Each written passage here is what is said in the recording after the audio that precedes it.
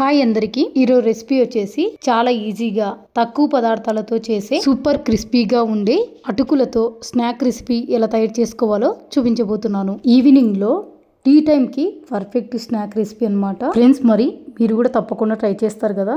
మరి ఎలా తయారు చేసుకోవాలో వీడియోలోకి వెళ్ళి చూసేయండి ఫ్రెండ్స్. ఈ స్నాక్స్ చేయడం కోసం ఒక వెడల్పాటి బౌల్లోకి 1 కప్పు అటుకుల్ని వేసుకోవాలి. అటుకులలోకి నీళ్లు పోసుకొని 1-2 సార్లు ఈ అటుకులను బాగా కడిగి తీసుకోవాలి.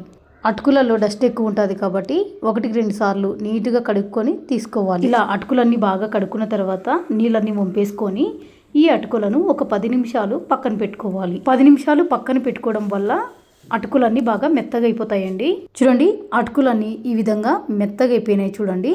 ఇప్పుడు ఇందులోకి ఒక 2 మీడియం సైజులో ఉర్లగడ్డలు తీసుకొని ఉడకబెట్టుకొని పైన పొట్టు తీసేసుకొని చిన్నగా కట్ చేసుకోవాలి. ఇందులోనే ఒక ఉల్లిపాయ కూడా సన్నగా కట్ చేసుకోవాలి. తర్వాత ఒక పచ్చిమిరపకాయ, ఒక టమోటాను సన్నగా కట్ చేసుకొని వేసుకోవాలి. టమోటాలో లోపల విత్తనాలు అయితే తీసేసి కట్ చేసుకున్నానండి. ఇందులోనే కొత్తిమీరను కొంచెం ఎక్కువగానే కట్ చేసుకొని వేసుకోవాలి.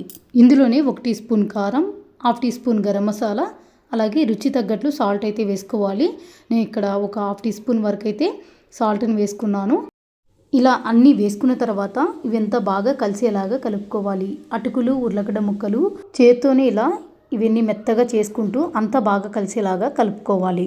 చూసారు కదా, అంతా ఈ విధంగా బాగా కలిసేలాగా కలుపుకోవాలి. మనము అటుకులు నానబెట్టుకొని వేసుకున్నాం కాబట్టి అటుకులలో ఉన్న తడి అలాగే ఉర్లగడ్డను కూడా ఉడకబెట్టుకున్నాం కాబట్టి వాటి వల్లనే మనకి ఇదంతా ముద్ద ముద్దగా అవుతుందండి. ఇక్కడ నీళ్లు మాత్రం ఏమాత్రం వేయలేదు. ఇలా అంతా బాగా కలుపుకున్నాక ఇందులోకి కొద్దిగా నిమ్మరసాన్ని కూడా పిండుకోవాలి. నిమ్మరసం కూడా పిండుకున్న తర్వాత ఒక్కసారి ఇదంతా బాగా కలిసేలాగా కలుపుకోవాలి.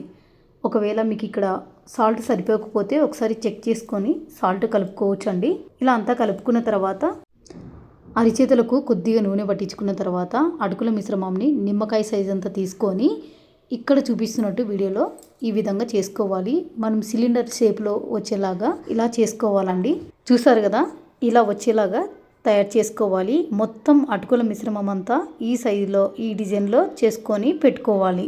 ఇలా మొత్తం అటుకుల మిశ్రమంతో ఇలా ఈ షేప్లో అన్నీ చేసుకొని పెట్టుకున్నానండి. ఇప్పుడు ఒక ప్లేట్లోకి బియ్యం పిండిని వేసుకున్నాక ముందుగా తయారు చేసి పెట్టుకున్న వాటిని ఈ బియ్యం పిండిలో ఇలా ఈ విధంగా కోట్ చేసుకోవాలి. ఆ రోల్స్ అన్నిటికీ ఈ విధంగా కోట్ చేసుకొని ఒక ప్లేట్లోకి పెట్టుకోవాలి. ఇట్లా అన్నిటి రోల్స్ని ఇలా బియ్యం పిండితో కోట్ చేసుకొని పెట్టుకున్నాక వీటిని డీప్ ఫ్రై చేయడం కోసం స్టవ్ మీద కడాయిలో నూనె కూడా బాగా వేడి చేసుకున్నానండి. ఇప్పుడు ఇందులోకి ఒక్కొక్క రోల్స్ని ఇందులోకి వేసుకోవాలి. మంట మీడియం ఫ్లేమ్ పెట్టుకొని మన కడాయిలో ఎన్ని వరకు సరిపోతాయో అన్ని వరకు మాత్రమే వేసుకోవాలి.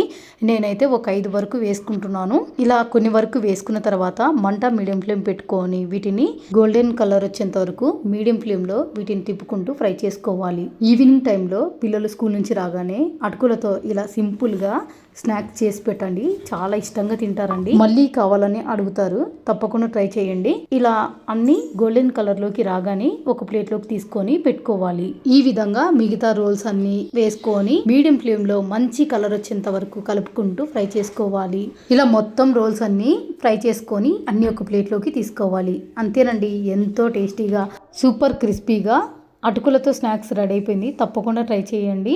మా ఇంట్లో పిల్లలకు ఈ రోల్స్తో పాటు కొంచెం టమాటో కేచప్తో ఇచ్చాను.